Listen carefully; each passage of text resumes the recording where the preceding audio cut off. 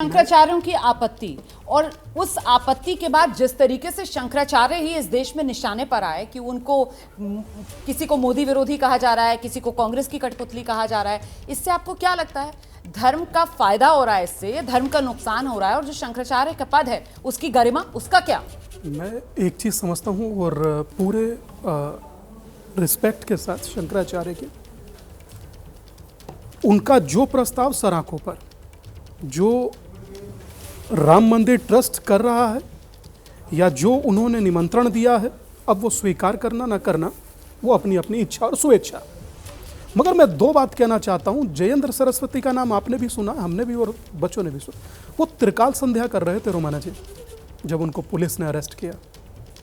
कोई दीपावली कोई एक व्यक्ति उठकर ये नहीं कहा आदि गुरु शंकराचार्य को त्रिकाल संध्या से उठाकर ले जाया गया। कोई आपने प्रदर्शन नहीं देखा, कोई शोर शराबा नहीं देखा, कोई जिक्र नहीं देखा और कोई इस प्रकार का हाहुल्ला भी नहीं देखा। मैं एक बात और कहना चाहता हूं, बटे हुए हिंदू समाज पर, हिंदू समाज बटा हुआ नहीं है।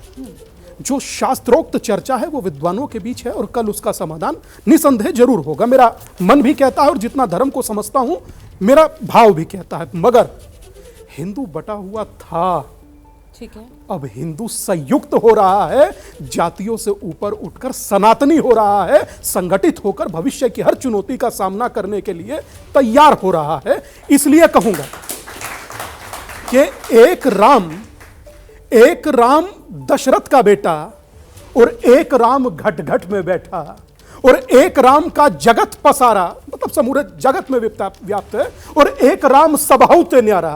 तो मात्र राम का चरण ही नहीं, आचरण भी पूजनीय है और ये तो देवता की प्राण प्रतिष्ठा है। और मैं समझता हूं कि इस समय देश राम मोड़ में चल रहा है। जल्दी से आप लोगों के सवाल हैं कुछ? ठीक है, मैं सवाल ले रही हूं, लेकिन जल्दी से स्वामी दीपांकर एक सवाल का और जवाब दे दीजिए। और वो सवाल ये लोगों के मन में आ रहा है कि एक गर्भगृह है और एक गर्भगृह में भगवान की दो मूर्तियों की प्राण प्रतिष्ठा, ऐसा 50 जगह होता है, चल और अचल होता है। हाँ, होता ठीक है, है। क्योंकि जो निर्वाणी अखाड़े के महंत हैं उनकी तरफ से ये सवाल उठाया गया। ऐसे भगवान शिव भी हैं जिन्हें चल भी और अचल भी कहा जाता है, जिन्हें नगर भ्रमण कराया जाता है। ठीक है, हाँ, सवाल है आपका किससे? हाँ जी, भाटी जी, आप कह रहे हैं कि किसी भी धर्म स्थल को गिराना गलत है, तो क्या आप वो भूल गए कि जब बाबर ने भी उस समय जब इसी मंदिर को तोड़कर यहाँ पे मस्जिद बनाई थी, और उसके बाद आप कह रहे हैं कि बीजेपी इसको एजेंडा बना रही है 2024 का, उसे बनाने की कोशिश कर रही है। आप मुझे बताइए, आपको कैसे पता बाबर ने इस मस्जिद को मंदिर को तोड़कर मस्जिद बनाई? एक सेकंड, ऐतिहासिक रूप से कई जगह इस बात को स्पष्ट किया गया है। आपने सुप्रीम कोर्ट का फैसला देखा है? और सुप्रीम कोर्ट ने ये साफ किया है कि जो विवादित ढांचा था वो किसी मंदिर को तोड़कर नहीं बनाया नहीं, गलत है। आर्कियोलॉजिकल एविडेंस नहीं, उसके नीचे गैर इस्लामिक शैली का स्ट्रक्चर था। नहीं, लेकिन मंदिर तोड़कर नहीं बनाया। उन्होंने कहा 12वीं शताब्दी से पहले यहां पर मंदिर गिराया गया, इसका आर्कियोलॉजिकल एविडेंस नहीं, एविडेंस वर्ड नहीं, आर्कियोलॉजिकल एविडेंस नहीं। जैसे 6 दिसंबर 92 आर्कियोलॉजिकल एविडेंस नहीं है। हाँ, नहीं है। हाँ, क्योंकि वही सुप्रीम कोर्ट ने अपने फैसले में कहा है कि जैसे 6 दिसंबर 92 से पहले वहां पर कोई ढांचा था, इसका आज कोई आर्कियोलॉजिकल एविडेंस, सिर्फ डॉक्यूमेंट एविडेंस। अगर हम डॉक्यूमेंट्री एविडेंस नकार दें तो कोई अपनी ऑब्जर्वेशन में कहा, इसलिए यहाँ पर दर्शकों के लिए रखना जरूरी था। जी, आप जवाब दीजिए, उसके बाद मैं एक और ऐड कर दूं तभी सवाल के जवाब देते हैं। हाँ जी, ठीक है, आपने कहा बात सही है, 1528 वाली बात के ऊपर तो बात हो सकती है। ठीक है, ये कश्मीर में सैकड़ों मंदिर तोड़ दिए गए थे, किसने बोला था कि धर्म स्थल पे आक्रमण गलत है? चलो, मंदिर के लिए दर्द नहीं था। सबसे बड़ी मुसलमानों की जो दरगाह एक मानी जाती थी, चरारे शरीफ, वो तोड़ ही नहीं दी गई, जला भी दी गई। किसी ने नहीं बोला कि भाई ये बड़ा गलत हुआ। और किस लिए कहा गया? वहाबी इस्लाम के हिसाब से चरारे शरीफ मजार कुफ्र है। और मुस्लिमों की सबसे मुकद्दस मस्जिद हजरत बल, उस पे आतंकवादियों ने कब्जा करके बैठा, किसी ने नहीं बोला। इसलिए समझ में आता धर्म स्थल के लिए दर्द नहीं है, कोई इबादत नहीं है, शुद्ध सियासत है। शुद्ध सियासत है। भाटी जी आइए। सुधांशु जी ने तो पूरा राजनीतिकरण कर दिया सवाल का। उस बच्चे ने बिल्कुल साफ मन से, उसके सवाल पे हमें कोई वो नहीं है, उसने उसे जितनी समझ है उतना पूछा है, भावना के साथ पूछा। मैं उनकी भावना का आदर करता हूँ, लेकिन मैं ईमानदारी से कहना चाहता हूँ, बिना उसकी लाग लपेट के।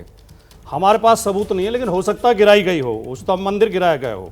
उस समय ना देश में कानून था, ना संविधान था, ना कोर्ट था। उस समय तानाशाही थी, राजा महाराजा भी खून खच्चर करके ही बनते थे। बेटे बाप को मार देते थे, बाप बेटा को मार देता था। आज तो देश में संविधान का राज है। आज के लोकतांत्रिक युग में सब समाज में अगर हम 500 साल बाद भी उस 500 साल पुरानी मानसिकता रखेंगे कि उन्होंने हमारा गिराया था हम इनका गिराएंगे, तो दुनिया कभी आगे नहीं बढ़ पाएगी। जैसे ही घड़ी का काटा दोपहर 2:30 पे आए, बबीता जी का दिल सास बहू साजिश के लिए मचल जाए। और ये है इनकी बहू, पूरे दिन ऑफिस की टेंशन हो जाए गॉन जब ये करें अपना फेवरेट शो फ्री टाइम पे ऑन। इनकी तरह आप भी देखिए अपना फेवरेट शो अपने टाइम पर और डाउनलोड कीजिए एबीपी लाइव ऐप अपने स्मार्ट टीवी पर।